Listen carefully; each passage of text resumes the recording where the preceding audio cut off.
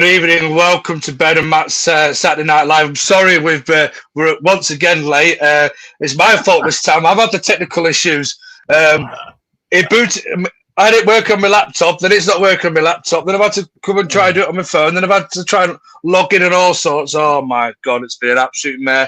So I do apologise that we are once again roughly about a few minutes late going live. I do apologise. Matt, despite all the technical faults, we are live. We are back live this week. How are you, mate, anyway? Yeah, all good, pal. I don't know what to say. Yeah, happy, refreshed. Had a productive day. So, yeah, I'm just glad it's you for the change because usually it's me. Like on Monday, I got on StreamYard. It threw me off. I got back on it, threw me off. Then my internet broke and I just thought, nah. So well, that's what it was doing to me, mate. It kept throwing me off. It was like, wouldn't let me log in. Then kept coming with error. So I was like, oh, my God. Good evening to Johns as well. John's on time. You know, he's even beating us today, John. Both Johns. How are you doing, John Fry? Nice to see you again, buddy. I hope you're all well. And John Foster, he's actually joined us from the start of the show for once, although he's probably been waiting like everybody else, to be fair. Must have been earlier, unless it was later. Oh, I know. He must have had the cigars in the pool a bit earlier on. Anyway, buddy. We'll get cracking on, mate. We'll get cracking on for the start of the show. I want to start with the Conti Cup draw.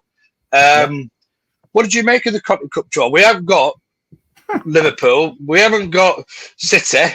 Although City, I know, are coming in the later stage, and so are Chelsea and all that.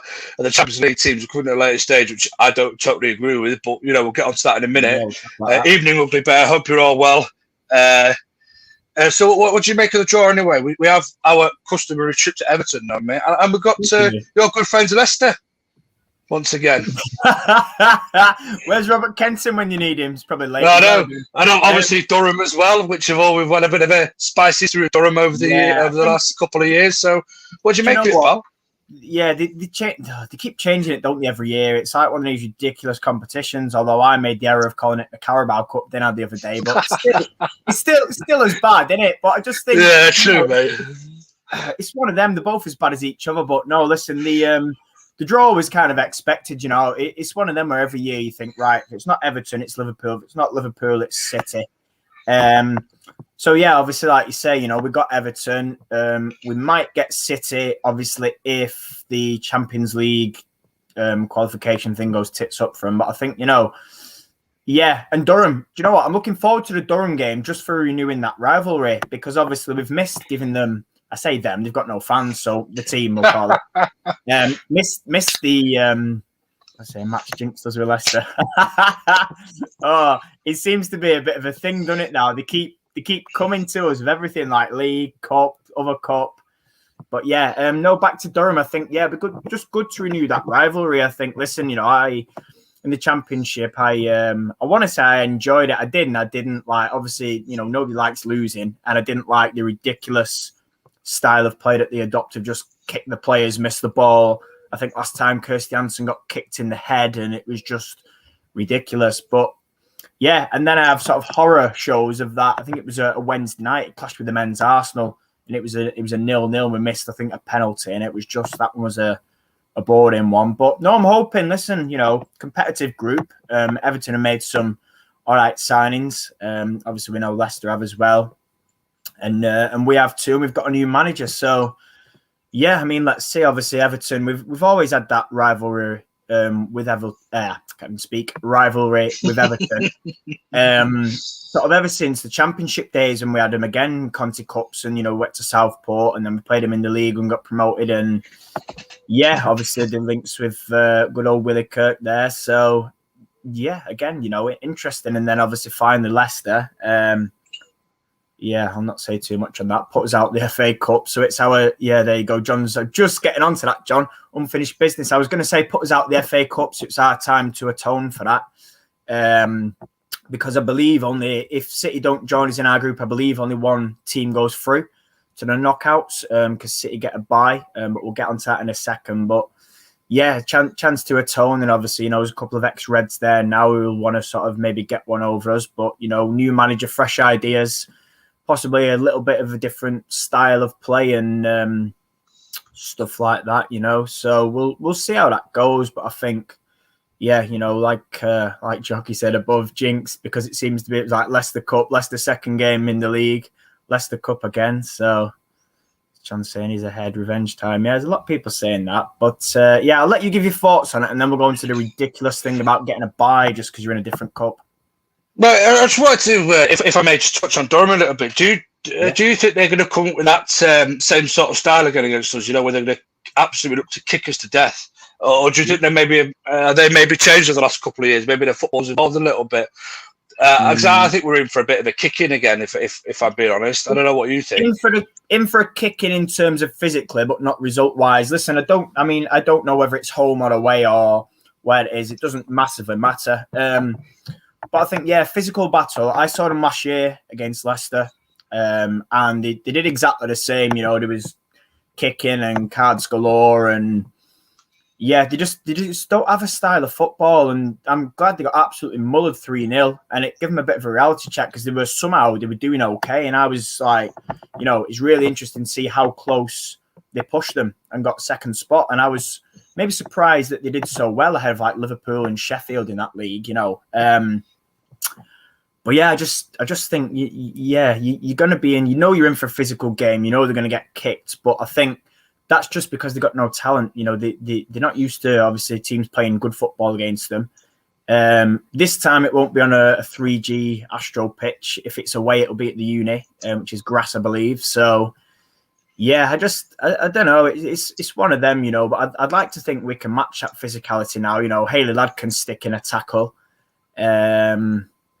And others. So I just look forward to see how that one goes. I think that for me is probably more exciting than the Everton game. I think Everton would probably know what we're getting, but like you said, Durham have they evolved since we last played them? Not for me. They've signed some okay players, Lizzie Dupe, ex-Charlton that scored past us in the Championship, and she finishes most seasons in double figures, so that's not a bad addition. But I just think for me, I'm looking forward to that one more so than Everton.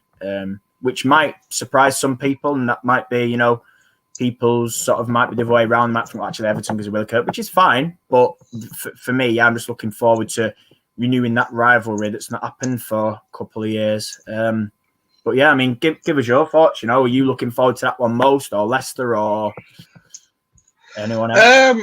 Mate, to be fair, I am looking forward to the Durham game a lot more than any of the other fixtures in the Conti Cup group stage. That Durham game, as you said, I don't know whether they're playing home or away yet. I don't know if they've drawn that out yet, whether which teams are playing home or away. But I'd love to go away there, though. I'd love to go away there. The only problem with that being, I think it'd be midweek, wouldn't it? So that's the only problem with having a Conti Cup. But I'd love to play them again away from home, just to get that little bit of a revenge. Because last time we played them away, they kicked us to death. They got the referee and liner were absolutely awful, as we all know. I just think I think they deserve a little bit of revenge, a little bit of a payback, and hopefully we can go there, we can go and stuff them. Leicester is another one that really interests me, just like in the league, and as people have said that they knocked us out in the cup as well, but we've got them in the league as well, early doors. That one really interests me because that's a potential for a banana skin for me. And we all know that we had a bit of a torrid time in the Conti Cup last season. We didn't get out the group stage, so I think we need to do better. I'd love to get to a Conti Cup final. I know people probably say, "Oh, it's the Conti Cup. We should be concentrating on trying to break it in the Champions League, try and match some sort of a league title challenge, try and go for the FA Cup, which I know is a lot more prestigious. But however, I'd love just to get to a cup final, wherever this Conti Cup final is this season. I'd just love to get to a cup final and just get ahead of ourselves a little bit. Just go that one stage further. We've been to a semi-final of the Conti Cup in previous seasons. That's what I see as step to the final now, and I think this is a great competition if we can do well. And Matt Skinner, and we do well under Matt Skinner in this competition, under a new manager with some new players, and we get a bit of silverware under our belt. I'd love that sort of thing, but I don't think this group draw or this group, shall we say? I don't think this group is a foregone conclusion now for United. We know Durham are going to come and try and kick us out of the game. We know that Leicester have knocked us out of the FA Cup last season, on the back end of last season, so they're going to look to do it again. They're going to look to claim a big scalp, and they're always a potential banana skin. And Everton, I know you're not overly convinced with their signs, but I'm pretty sure they're slightly improved. Do you know what I mean? But I still think that's, again, could be a potential of a banana skin. You know, Willie Kirk's probably going to smell blood there as well. He's thinking, I can find him. Maybe I mind a little bit of a time for a bit of a look against United. You know, it's my time now. You know, there's no Casey Stoney there now. So, I don't know, mate. I feel like I'm confident, but I'm also a little bit wary because there is a potential banana skin or two in that group, whether it would be with Leicester or Durham, or whether it would be even Everton with a potential banana skin in there. But we're always strong against Everton. I know that. We always give a good account of ourselves. It's just the other two fixtures, that they're the two that worry me the most. If I'm being perfectly honest, can we handle the physicality of Durham? That's the one thing that we just struggle in the Championship, was their physicality at times. Are we now equipped enough to deal with the physicality? And I think this is a game, the Durham game, is probably one way you're going to possibly. We need a fully fit Haley lad. That we need someone that get their foot in there. We need someone that can also go into challenges, not afraid, and you know, and hopefully get us motoring from the start. Hopefully get us, into things from the start. And also the Conti Cup has annoyed me this season, but this bye thing. Now, somebody said, I think we were on the same show together. I'm pretty sure we might have been on the same show. I've heard it somewhere else. Somebody said, well, the big teams in the League Cup don't get a bye for, in European football to the third round of the League Cup, which is in the men's game, which is fair enough, But why is it always changed every year? The rules, like, they're trying to make it easier for these teams. Especially look at Chelsea's squad, though, in particular. They can field two decent squads, mate. Same with City, arguably, can field two decent squads. So why are we making it easier on them? I think the reason we're making it easier, and I don't agree with it, because we had here he is, Robert, late to the party. There he is. He missed all the banter now, that's it. No, I think we had this conversation yesterday between myself, Natalie, Robert, and Gareth when we were down at the England under-19s game. And, it's like we said the same as you. They've got big enough squads, a pair of them, to field two teams. Now, I wonder, are the FA protecting the Champions League sort of seedings? Because the way it's done and the way that we have got three places, it's done on like how well you do in the competition. Now, it's known that English teams don't tend to do that well, barring Chelsea last year who made a final. But generally speaking, City have had a tough 2, maybe 3 years in Europe. Chelsea are slowly building, and then Arsenal's just a disappointment every year. So I think for me, I wonder if they've given them buys to ease the workload so they perform better in the Champions League due to the amount of games. Because let's not forget, Champions League's changed. So Arsenal, they've got to go through to get to the groups. I'm pretty sure City have got to qualify for the groups as well, hence why they've got a bye. And Chelsea have already qualified for the groups, so they've definitely got a bye. So Man City and Arsenal, it's like it's not guaranteed unless they get to group stages through qualifying. So I think for me, like I said, I think they're protecting them seeds, because in order for us to get 3 teams in that Champions League, we need to be up there with like the rankings every year. So obviously in like France, they've got PSG and they've got Lyon, and they're constantly doing quite well. So them 2 teams, do you know what I mean, are high up in seedings. It's similar to like the seedings of international teams in a way, but it's all done on points Champions League. So basically, the more teams we have in there, the more money and revenue that comes in, and it's better for the FA. This is my thinking. I mean, listen, I might be miles off with this, but my thinking is this kind of, in a way, to me, makes sense as to why they'd be like, right, I tell you what, we'll help you out.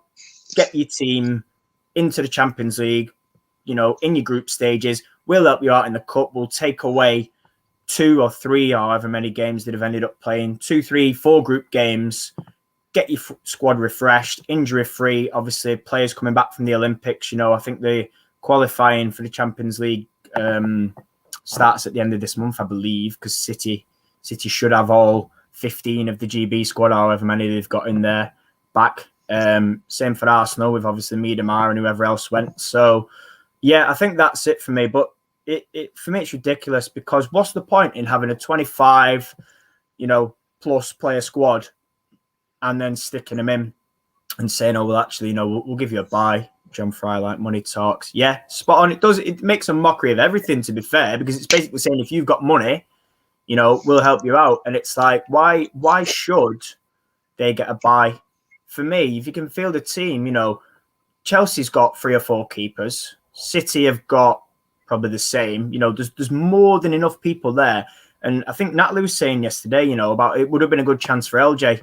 Obviously, we don't like talking about, sort of other teams, players and that, but it would have been a good chance for the likes of LJ, for example, and sort of squad players at Chelsea to get them minutes in the Conti Cup, and now they're not going to get it. LJ, Neve Charles, Cuthbert doesn't play too much, Beth England as well. So it's a chance for those sort of players and, at Arsenal and City and everyone else, to get minutes. And I just think it makes a whole mockery of the competition because why should they get preferential treatment and skip a group stage just because we're in the Champions League? I'd sit here and say the same if we'd have made it, I'd be like, well, why are we anything special from anybody else? And it wouldn't sit easy with me as a fan. Oh yeah, you've made the quarterfinals. Well, you've not got there on merit. You've got there through money. Do you know what I mean? It's like, great, well done for qualifying for the Champions League. Good for you. But it's like, why should that then give you, special treatment in cup competitions? You should have to play the same as everybody else. So yeah, it is a bit of a mockery, but it's one of them, like John Fry says, it's about money and it's scandalous and it's not something we want to see happening. As to why they changed the format of it, God knows, pal. I genuinely don't know, but it does make it more difficult with only one team going through. It means that we've got to, obviously, first game whether we play, we've got to win that, and we've got to at least win the second one as well to stand a chance, and then go from there, really. But it's like you said, we don't want the embarrassment of last year, but it's not an easy group either. I want to ask you this, and I want to throw this out on Twitter because I'm just going to write this up now for people to vote on. We said about the League Cup, and the League Cup, it got me thinking, Carabao Cup and the men's game League Cup is a straight knockout competition all the way through. Should the Conti Cup going from having a group stage, scrapping all that, going straight from the knockout football, straight all the way through it? A bit like the FA Cup is, there's no group stage, nothing. And this way that the Champions League teams can then come in the third round, for example, like they do in the League Cup. Would that be a better format than for the Conti Cup going forward? Because this is surely, if the big teams are getting a bye from the group stages, surely that's going to benefit them more, and they're going to romp onto every single final going near enough. Well, exactly. I'm going to say no. And the reason I'm going to say no is I'm going to use Bristol City last year as an example. Now, right. Granted, they went down, but they put most of their eggs in one basket and focusing on a cup. Fair enough. That's great. And they got to a final. Now, for me, straight knockout, I think it's more beneficial not for me, but for smaller teams to be given the chance to get through. So I look at the southern section of the draw, and there's a group, I think it's something like West Ham, Villa, Brighton, and someone else. I'm just thinking, for me, them little teams, they're going to need the money. So more games, more attendances, more money. For example, Durham, small team. Let's say we go to their place, we rock up and we take, 800 fans, 500 fans, whatever. Okay. Think how much revenue they're going to get from that. Now, I'm not saying, obviously, we want to thingy Durham, we don't want to strengthen Durham and anything like that. We can stay down at Championship. But, for example, the smaller teams, not the Lewises, that's a bit harsh. Palace, Blackburn, Watford, Sunderland, for me, they could all get decent revenue from 3 or 4 guaranteed games. Whereas if you're on instant knockout and they draw Man City or Chelsea, they're gone. Do you know what I mean? Just thinking here, Jockey's saying about more money and more TV rights. I think as well, the TV money would help them. I'm thinking of the wider game. I mean, from a selfish point of view, maybe knockout could be, but then it might be embarrassing for ourselves if we get knocked out in like a FA Cup style thing like last year, or even Conti Cup, to be fair. So I think for me, I'd just, I'd stick with the groups. It just makes it interesting. It's good for the smaller clubs, and it might produce a shock like last year with Bristol going on a run. You might get a smaller team, and obviously you go through your group stages, you get that income, you go through to your quarters and your semis, and there's that income and there's all the hype around it. And obviously it was a shame that fans, were unable to attend, because I'm sure Bristol fans would have loved that. But I just think in terms of like growing the game and finance and exposure and making the smaller teams more well known, it's good for the game as a whole. So yeah, I'm gonna say no to scrapping groups. I know it's a bit of a pain in the arse, and some people are like, oh yeah, well, it's a Wednesday night and it's here and it's there, and they're not always shown on TV, and it is like sort of similar to the men's Carabao Cup where people don't really care as much. But listen, ask Bristol City fans if they cared last year, and I'm pretty sure they'll tell you they did, even though they did go down. But yeah, it's one of them, people might disagree, which is cool, but I don't know if anybody wants to add thoughts in the comments we can discuss, but give your thoughts, Benny, whilst we... I've also just took the poll up now anyway, on the All For United WSC Twitter account. I've just said, should the Conti Cup change format from group stage to a straight knockout competition all the way through, like the men's Carabao Cup, for example? Surely Chelsea, City and Arsenal coming in after group stage, which massively favours them, in this competition. Surely there's got to be a fair around that, and teams, let's be fair, knockout competition in the men's game, sometimes you always get the one or two that always surprise you, that always get quite far.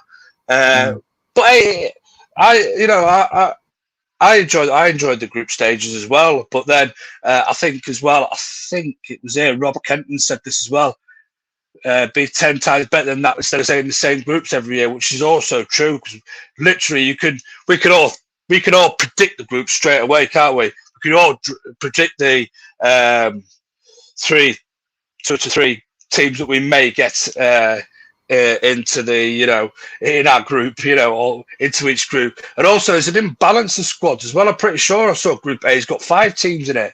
We've got 4, they've got 5. So surely that imbalance is not fair, That was the same as last year, though, wasn't it? There was an imbalance between the teams. But I think the thing is, yes, I get what Rob's saying about, the same teams. But I think you get rid of that by getting rid of the North and South thing. I understand why they do the North and South thing, because some of your smaller clubs, like London Bees, for example, were struggling in terms of travel. And that was literally around London and South area. So imagine if they have to come up north. And obviously, I think the issue is as well, you've got part-time teams with players that have full-time jobs that I linked back to a few years ago. Yeah. And Sheffield United played Man City. And I think Sheffield United turned up with literally like a bare 11 or maybe 12 players because players were in work and they couldn't get to the Academy Stadium for 7 o'clock. So I think that's why they stick to North and South, is that, of course, you work full-time, they're not having to say, oh, well, I work in London and now I've got to go all the way up to Manchester or Durham. But it would get rid of that sort of same group. So I don't know. The whole thing needs a shake-up. But for me personally, I just keep the groups. But it's like Rob says, it is a bit boring every year because it's literally it's 1 of 4 in it that we always face, or 2 of 4. But anyway, sorry, I can't remember what you were saying. Yeah. I'm just trying to think of it from the point of view to try and make it the competition as fair as possible. Because for me, if you're having your 3 Champions League teams coming in after the group stage, I just don't understand how that's as fair as possible. And obviously, you don't want to see them not kicked out of the competition, but you don't want to see them excluded from the competition either. Sure. But surely, even if they went and played the youth sides a little bit, in there, give them a little bit more experience, surely that's another way around it as well. Because as I said, especially with the squad of Chelsea size and City size, or not so much Arsenal, because I know Arsenal are struggling at the minute. But surely there's got to be some sort of way around it, and maybe a straight knockout competition, and maybe you can keep the teams north and south divided into their own sort of areas, but it's a straight knockout competition instead. And I don't know what the way around is, to be fair, mate, but surely having your 3 biggest teams in the WSL coming in after the group stage massively benefits them. And it wouldn't be surprised me if 2 of those 3 sides are in the final. 2 out of the 3 sides that have come in late. Well, then to me, that's like fixing it. It's boring. But that's what I'm thinking. Is it fixing it? That's what I'm trying to say. Is it favouring them because they're not coming in until after the group stage and everything? Let's be fair. They could walk a group stage. You know what I'm saying? I'm not saying that they wouldn't qualify out the group stages. You know what I'm saying? But surely that everybody else is at a disadvantage. You Yeah, massively. And how's it fair on, for example, I don't know, say Durham get out of our group. For example, or Leicester. So we'll take Leicester, for example, because Leicester probably more so. Say Leicester shock everybody, finish top of our group. And then somewhere down the line, they play a really fresh Chelsea side. Well, I suppose people say, man, they'll not be fresh because we're travelling around Europe. But even still, they go and play Chelsea go and knock them out. You know, and Chelsea have only played 1 or 2 games in the Conti Cup, whereas Leicester have played the group stages plus perhaps maybe another game in the knockout stage of the Conti Cup.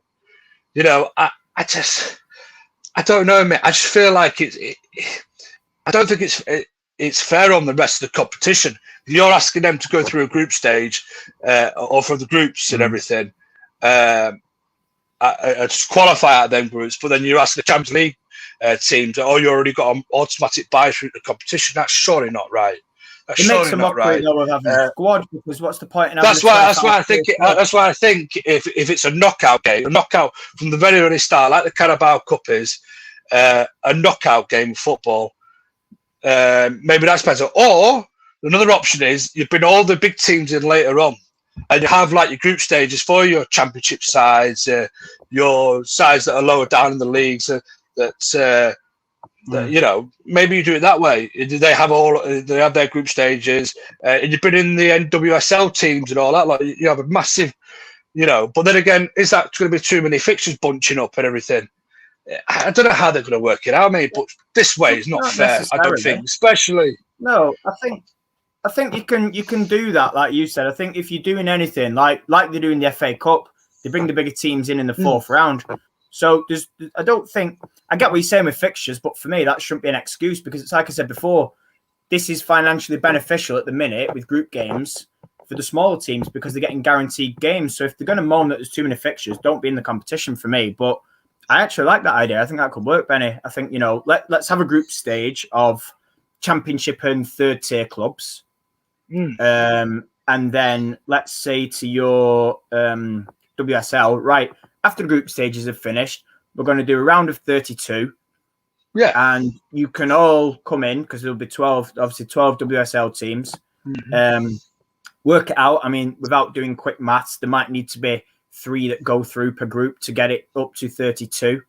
In fact, there's going to need to be more, because I'm thinking there's 12, 12 and 12. That's 36. You might need to do third and fourth tier.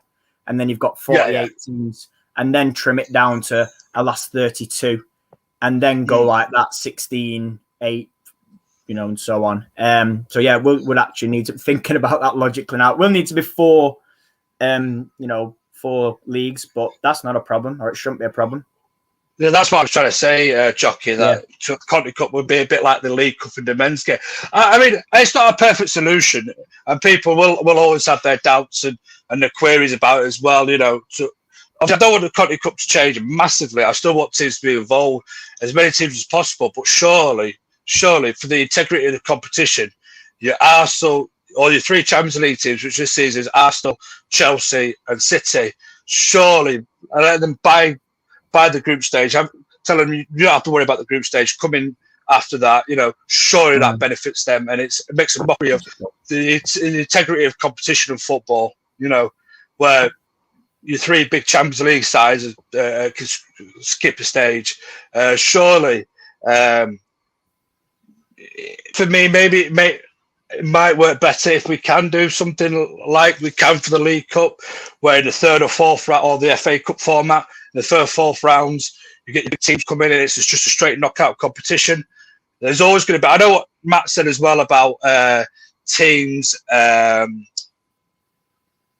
It may favour the bigger teams even more because it's a straight knockout game. But let's be fair, though, the knockout competition, knockout football always throws up 1 or 2 surprises itself, you know what I mean? Because sometimes you look at the Conti Cup groups, and it's the same teams that get it through all the time as well. So the majority of them, obviously, with a couple of extras that make up the rest of the group's qualification scheme. But I don't know what other fairer way to make it. It's a very, very good conversation, I think, for maybe another show, maybe where we can get onto formats and leagues and Champions Leagues. And I think someone suggested above there somewhere about a Europa League style thing coming in as well. to produce more European football, maybe get them leagues a bit more competitive. Perhaps I don't know if that's the right way to go about it, but it's definitely a conversation that we could add. I don't know if you want to add anything else on to the end of it, mate, before we move on.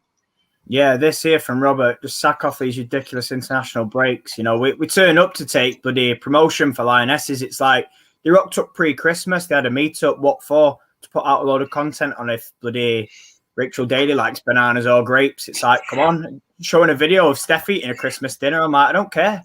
Do you know what I mean? You're turning up for training camps. Nobody's bothered. Do you know what we're doing? Training camps, you don't need unless there's a game. And we seem to, it's like Robert says there, too many international breaks. We could easily sort the Conti Cup out and have, more teams in it and more fixtures to make it a better competition. If we sacked off a meet-up every 2 minutes, I think, was it last season? We played 2 games and then there was, a bloody 2-week break. And it was like, oh, well, what we're doing? Oh, well, we're playing one behind closed doors friendly against Ireland that nobody's going to be able to access and watch. And then after that, you're going to see 2 of them playing bingo, one of them chucking darts, and the other one doing cartwheels across St. George's Park. It's like, why? Do you know what I mean? It's not being funny. We don't want international breaks just for comment. We really don't. You're doing it. It's got to be meaningful. Yeah, absolutely. Rock up for friendlies, and God knows how many friendlies there are. So many different friendlies being played by the Lionesses. It's just crazy, ridiculous. Absolutely, and I'm not against having fixtures for Lionesses or having fixtures for international sides, but for me, in the women's game, there's far too many pointless friendlies. But then again, what's their answer going to be to that? Oh, we've just been in a women's Nations League or something like they did for the men's, and then just bunch up all the competitions. And for me, I think there's too many international football competitions as it is. And there's too many international breaks in the women's game. Scraps with them. Let's get even if you have bigger, better leagues or bigger, better cup competitions or a way to work the cup competitions better, which makes it fairer for everybody. Because that's the problem as well. They're trying to squeeze in with the schedule with the Lionesses in their pointless, meaningless friendlies that nobody's asked about. Let's just concentrate on this, get the club game right first, and then you may see a stronger Lionesses side out of that. Because listen, these pointless, meaningless friendlies have hardly done the world of good for the Lionesses. They've still not won anything, apart from when the great Phil Neville was there and he won the She Believes, So I don't know, man. I don't know what the answer is really, pal. I'm struggling to find a fair way. Just give me 2 seconds before I move on. I'm just going to quickly give a poll update, if I may, if I just go back onto this. Yeah, we have 13 votes so far. 84.6% say yes, change it to a knockout stage, and 50.4% saying no at the minute to keep it the way it is. So keep on voting. That vote's on for 23 hours now. I've got 23 hours left to vote, so I'll put it on for a longer period in case people are watching this back later on. Just keep on voting, and we'll share the results with you in the near future. Matt, I want to move on now, pal, because the major topic that I put on this is one that you suggested as well, which is a really good point. Have we got a lack of firepower up front? Have we got enough goal scorers, and I mean proper out-and-out goal scorers, to take us to the next level, to maybe even cement us 4th place again, to consolidate our 4th place finishes? Have we got enough goals in this team, or is it a bit of a problem? Because remember, we're now without Press, we're now without Heath as well. Have we got enough goals in this? Because last thing I want to see is all the pressure duped on Ella Toon, all the pressure duped on Leah Golton. You know what it's going to be like? Oh, Ella's not scored in such a game. Leah's not scored in however many games, and obviously Leslie still, is still going to be working her way back to full fitness. Hopefully, back to full sharpness as well. She's been out for a very, very long time. So, are you worried about the goals, or maybe are we just being a bit over dramatic as per usual? I wouldn't say over dramatic. It's a valid point. Listen, if you look at, like you just said, the ones that we lost last year, okay, Press didn't score many. Heath was all right until she got injured. I think she got 5 or 6 goals.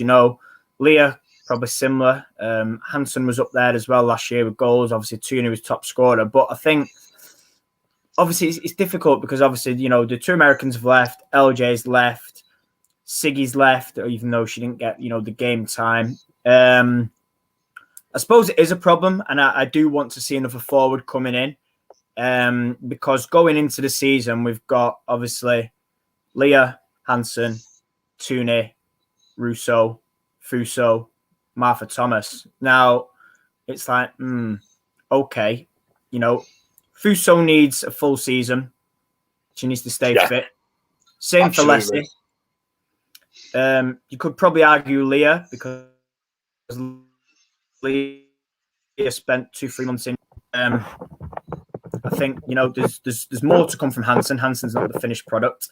And Martha Thomas, we don't know what we're going to get. So I think for me, the goals are going to have to come from somewhere. That's pretty obvious. And, I fully expect Tooney, Leah, Hansen, Leslie to chip in. And I did say Leslie would be our top scorer last year. I'm going to stick with that, assuming she stays fit.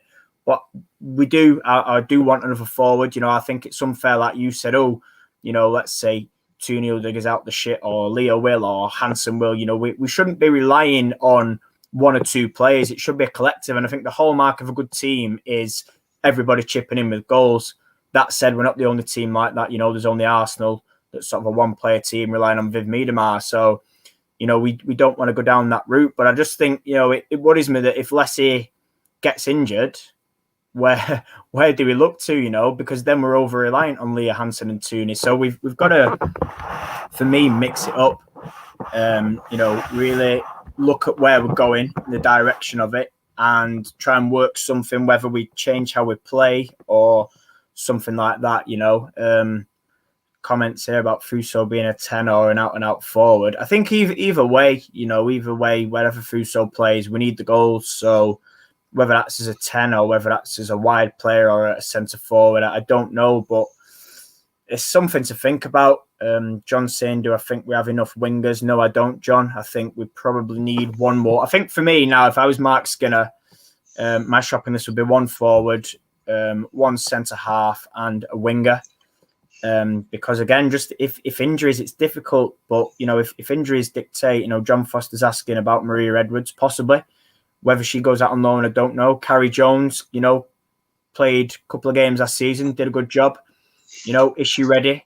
Not sure, not seen enough of her to really comment, but I liked what I saw. So I don't know. I mean, listen, if the devs are good enough, then throw them in. It's not a problem. But I just think, first team's different to development. And I do think we're a little bit short in the wide and forward areas.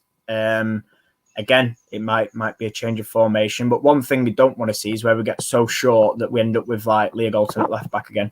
I think we seriously need to sort of think, how we're going to play. And I'm sure Mark's got ideas, which is absolutely brilliant. But I think for me, we just need to, really get somebody that can, like you keep saying, just stick it in the net. And I do believe we have the personnel, but I would like to see more just to boot. Because last year, what did we score? 45 goals or something?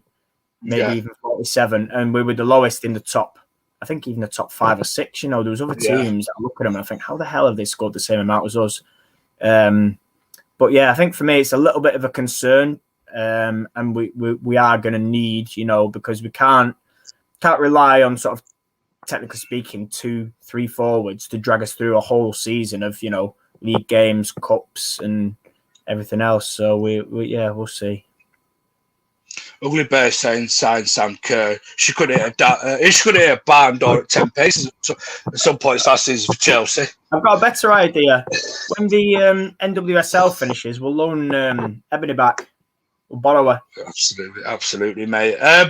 Just your thought there about wing play. Actually, I've got that article up that you forwarded me about Mark Skinner's footballing philosophy.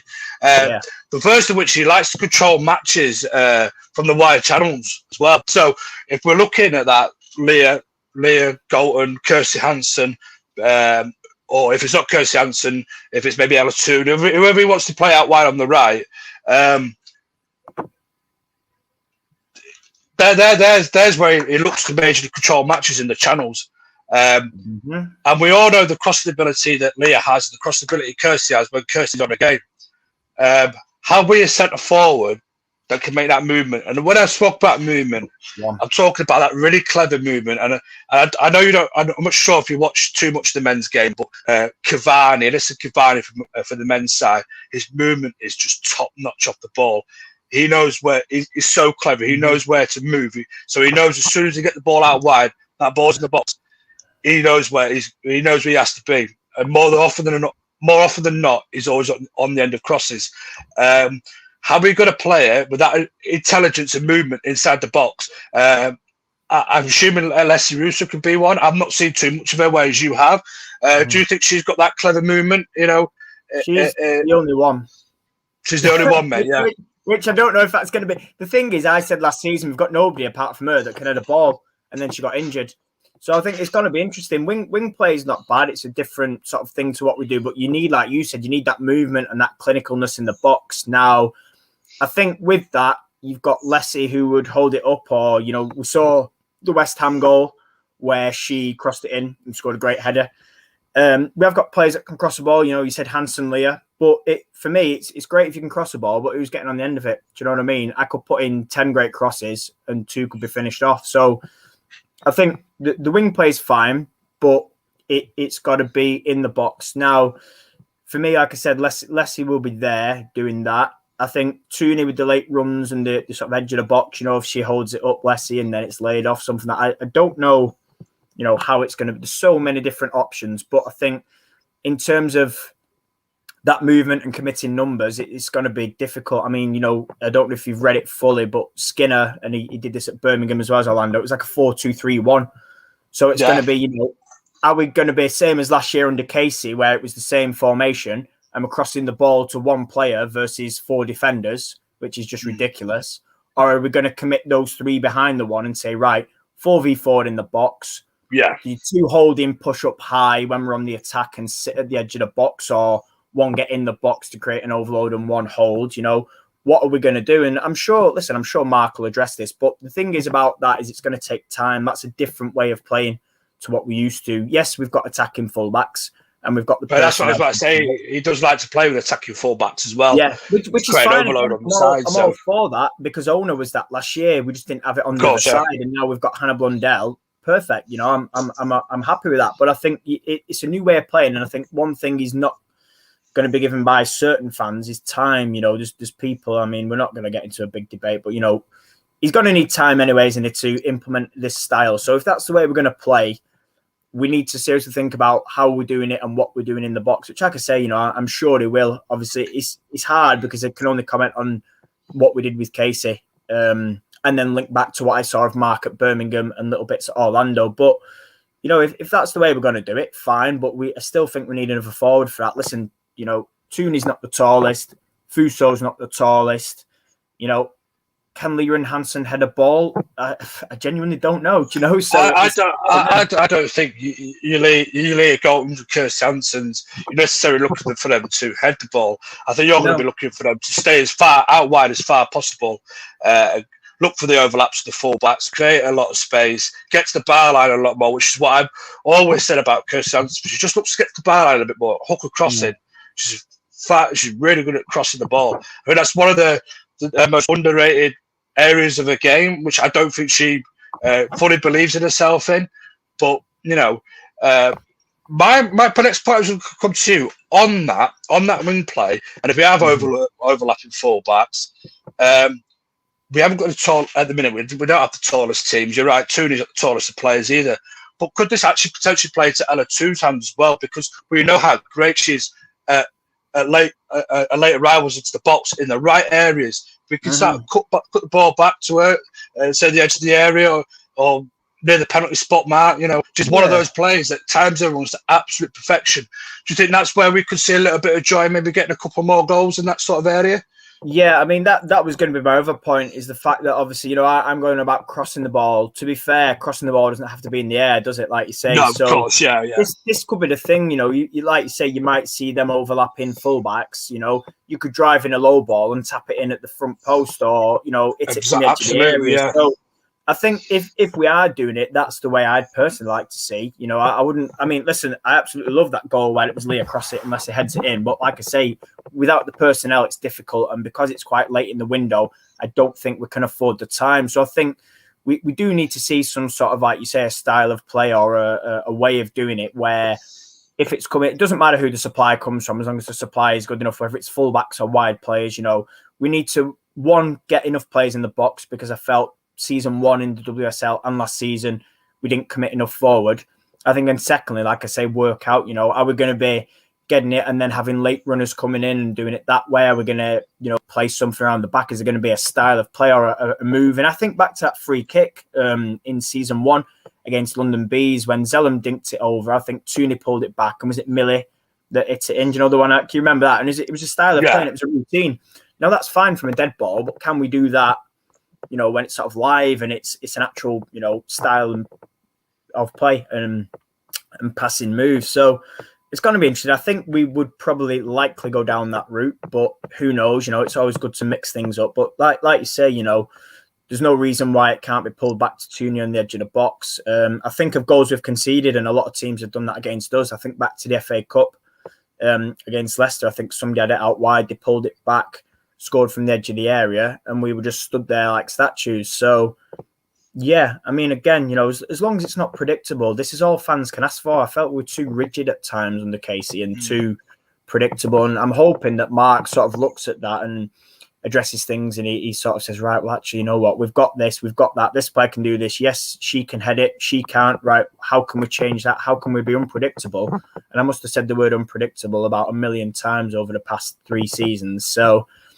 yeah, looking forward to seeing what we do, actually, and I'm sure, you know, other fans are as well. But it will be interesting if we do play that 4-2-3-1, how we're going to execute it for me. But yeah, let's see what we get. This one, I'll have to comment on Jonathan Ball here. This is exactly where I think Leah comes into her own. You know, when I was always on about that Kirsty Leah sort of partnership where they're always looking for each other at the far sticks. Yeah. This is also where we could be very, very clever and use this a little bit more. Especially when Hanson's on the field, because this always seems to happen when Hanson's on the field. She would dink the ball to the very, very far post, looking for Leah to make that break in.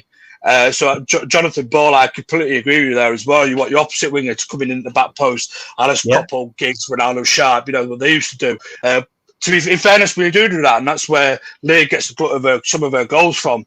And the same with Kirsty Hanson, you know, they are very clever, those two, but when they're both on the field. But it's maybe if say Kirsty's on the bench and for argument's sake, you started Tooney on the right, will Tooney look to do that? You know, just to dink the ball to the far post. I think Liam would always look to do that. So Tooney could probably break, as we all know, Tooney's quality at time in a run. So just to have a tap in at the far post, you know, it is something I know that United have been doing in the past, but maybe we're not being too clinical enough from there. You know, we haven't been taking our chances enough from there.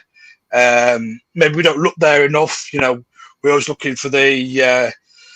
I think sometimes I think in the modern game as well, I think teams look to try and walk the ball in too much for my liking as well. There's no like, go and have a little dig if you get that extra that few.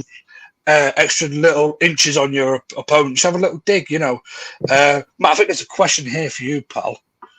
From Ugly Bear. Does Matt ever do AFU men's shows? Don't think I've seen Matt on there.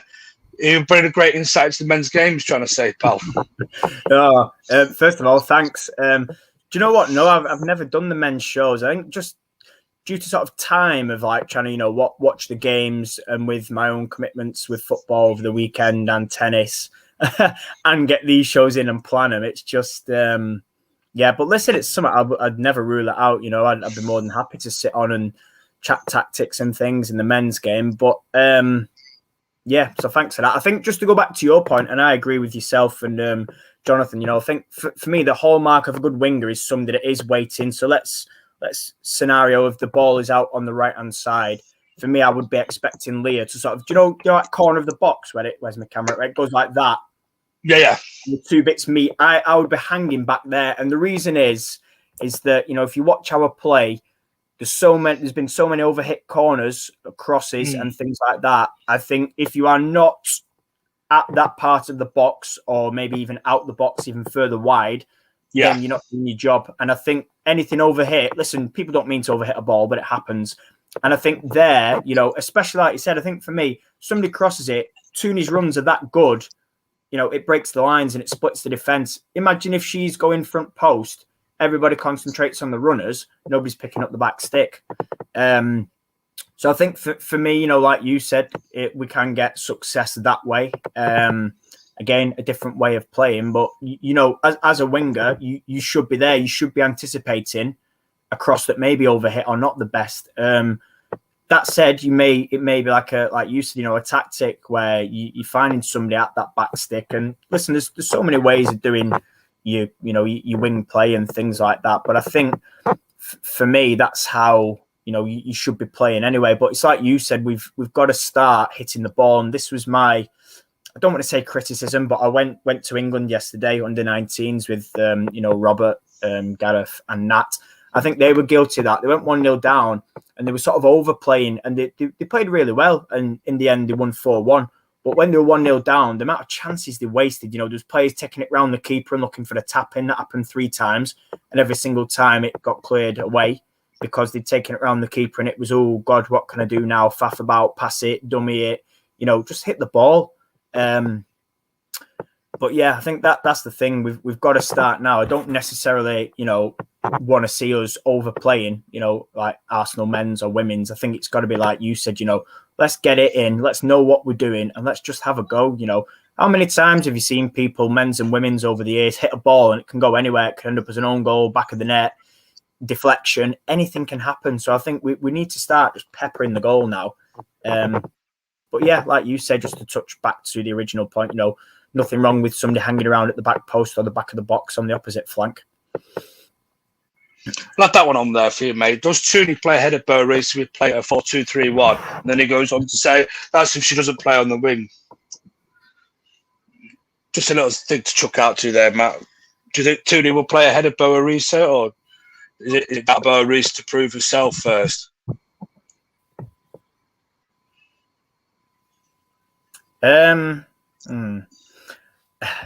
a difficult one, that, and I always back Tooney, but I think with Bo Reese, I think back to when Jackie came in and she took time to adapt. So I'm going to say it first for me, Tooney has to start. If we're going 4-2-3-1, I think this is why when I did my team a couple of weeks ago on All for United, I put her out on the right, and I can see, a lot of people say, oh, I don't want her out wide, she drifts in, which is fine. But that was the whole point, is that you've got your one central striker and you've got your 2 what I call wide forwards, and they should be drifting in. They should be cutting in to support that one forward. And I think my formation was, what was it now? It was a 4-1-2-3 with the 1 and the 2 quite compact in the middle, and that the fullbacks would get in behind, and also the wide forwards would also get back and make that midfielder 5 when defending. So again, we could be here all day about tactics, but just to quickly go on that, I think I would play Tooney over Risa,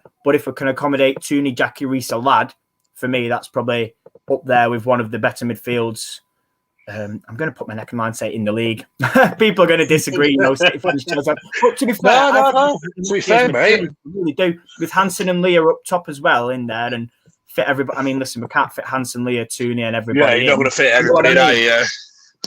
So, but like John Foster says there, Owner and Blundell would make that work, and they would, because like, of course, the lad put on fullbacks, and that 3 in the midfield isn't exposed because the fullbacks are behind. And then when we're out of possession, they drop and the 2 wide forwards drop. And that's what I say, you'd want your wide players to be cutting in.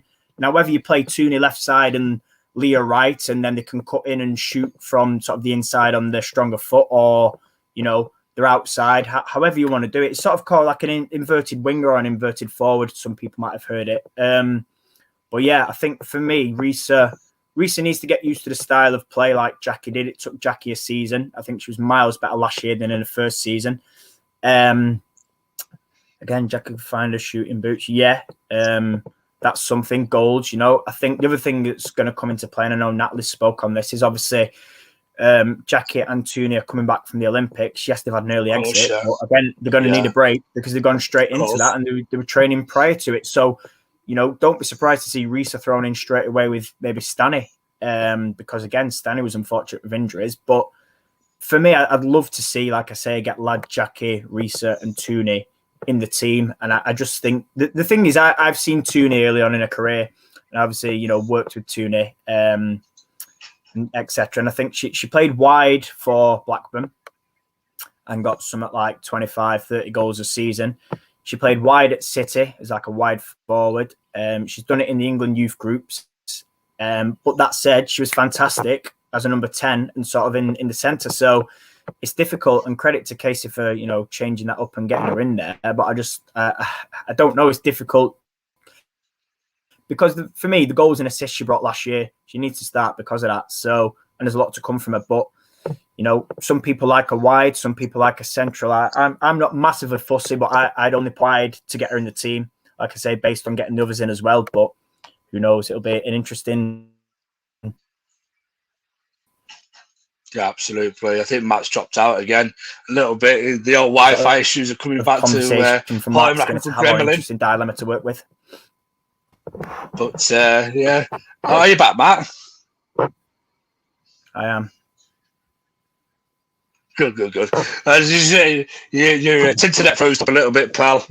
So is that all right so far? Honestly, they charged me for an engineer. They said, time is not wrong with it. I'm like, mate, it's dreadful. Trying to go back to this John Foster comment. I said the best prefer in the league on Twitter, and Chelsea fans came after me. John Foster's always creative. It's a beef on the old Twitter, isn't he? He needs to thank himself looking at my Arsenal fans to be in tears by now. Oh, yeah, you and your experience of Arsenal fans, yeah. But, yeah, it's going to be an interesting... Fans are quite yeah, absolutely. It's going to be an interesting season anyway, I think, to see how we're going to set up, how we're going to play, what formation Mark's going to adopt at United, or whether he changed that formation as well throughout the season, whether he originally sticks to one. Often the criticism level at Ollie that he doesn't like to change his formations too much, his personnel too much, does he trust his bench, etc., etc. We've got all these questions to come up with Matt Skinner. Will he be brave enough to change formations to adapt to other teams in the league at various stages of the season? Will he be brave enough to use his bench? Will he trust his bench? Will he trust the squad that is inherited from Casey Stoney? And I think you came up with a great point earlier on, Matt, about signings. If I may just quickly brush upon this, do you expect Matt to bring any new signings in before the end of the window, or do you think now we'll probably wait till January at the very, very least to see how it goes, and maybe give him a little bit of money in January to spend on bringing a couple of reinforcements in, or maybe even next summer? Or do you think we need to bring at least a couple in before the end of this summer's transfer window? No, if possible, depending on what budget's got. Yeah, no, I think we need to do it now. I talked about strikers before and wingers and a defender. I think, listen, it needs to be done. Can't really afford to wait. January is all well and good, but how difficult is it to settle in January? We're seeing with Thor. You come in and you sort of move from somewhere, and it's new surroundings, new teammates, different way of playing. I think the time is now. Yes, there's not much time left, granted, and it's not ideal, but I think, should we be bringing somebody in now? Yes. Always spoken about Alana Kennedy, even when she was at Tottenham. She was a United signing for me. So, if we can get her in, forward in, a wide player, those three, and then assess it in January, fine. And there might be people who can pick up on loan. I've said on previous shows that, with the Euros coming up, people that aren't getting game time may look for loan to play between January to May and force their way into the national team. The time's now. Let's do it now. Interesting what Jonathan Ball says about could he use his USA knowledge to pick up any unknown gems. That would be quite handy. I think, we've got a manager, like he says, that knows sort of the USA league. There's a lot of sort of college and uni players come through the ranks. There's a lot that, are very good players that may not get game time. Could we possibly pick them up? I think back to when we sort of signed Ona and not many people knew who she was. myself included on that. You know, if we can pick up players like that where they don't cost us too much, they're really young, but they're very good players and they suit what we need, then absolutely. So that could be one to watch, and that's an interesting point for me. I think, you know, if he does sort of get backed by the club properly and we can bring those players over, then let's do it. That said, we've now got this sort of EU Brexit sort of rule thing, haven't we, on homegrown players? So whether that messes it up because it's America and the visa thing and stuff like that, I don't know. Hopefully not, but you know, who knows? It's the FA and it's Man United, isn't it? I'm going to wrap it up there, mate. But that comment that Ugly Bears put on there, that's giving me a good idea for next week's show. If we'll have a little bit of a game next week, and it'll get me and Matt thinking of a few players that we had a 1 minute budget. We'll squeeze that one into next week's show, but we have to wrap up, mate. Unfortunately, we're running out of time. It's Dream 11 with unlimited money next week, then. We can do, mate. Yeah, well, let's have a bit of fun. Let's have a bit of fun. I could do my research and that, and then we'll try and we'll try and see what we come up with. But also, we will be talking about major United topics as well. United players in. Yeah. Okay. Yeah. We'll have to. Yeah. We'll find that out. We'll stick. Yeah. Should we say 6 United players and the rest of the other 4 we can try and get? I don't know. We'll figure something out. Anyway, Matt, we're going to wrap it up there because I know we've gone over time again. And John Foster said he can't wait for next week's show. I know you can't, John. Matt, I'll come to you right quickly. Where could people vote for us for this football awards thing, this football channel awards, whatever it's called? You know what it's called. FSA, FCA, whatever. FCA. Shameless plug. Go on my Twitter, which is there, and it's on my pinned tweet. I will pin it on All for United, but it's difficult because we've got so much information on All for United to go out, like schedules and shows, that we need to, keep it there. But it's on my Twitter. It's pinned. There's a tweet, and there's also on the website. You know, if you go for best of content, I think we're pushing that one now. Over the other ones. Absolutely, and can tweet out. I'm assuming tomorrow about the all the content throughout the week, and then obviously new schedule going up and what have you. And obviously, well, I'll be back on Monday, I think. I know Matt knows more about it than I do. Monday shows. What's happening on Monday, Matt? Before we quickly go. Dare I say I have no idea, and I'm not on it. I just know there's some West Ham fans coming on. But yeah, I genuinely don't know. Schedule will go out tomorrow. Once I'm back from FC United. So yeah, we'll tweet it out as normal. We'll tweet the show catch-ups as well. But yeah, FCAs, get on my Twitter, jump on their website and vote best women's new content, because that's the one, like I say, that's the one we're going for now. So yeah. Yeah, so Sons of Anarchy. I've been watching all the Sons of Anarchy again, you know, that's why I've took the shirt on, you know. Anyway, I don't know what John Foster about Martha Thomas. Martha Thomas, that's what we're on about, West Ham. Yeah, Martha Thomas. Yeah, thank you, John. I don't know why he took a random quote of Martha Thomas on there. Then anyway, we'll wrap it up. We'll wrap it up before we blab on too much. I thank you to everybody in the comments as always. And next week when we go live, hopefully we're going live right on 7 p.m. on the dot, and we're not late due to technical difficulties as per usual. But knowing how one of us will have technical difficulties. Matt, thank you very much for joining me as always, pal. And we shall see you next week. Take care, everybody.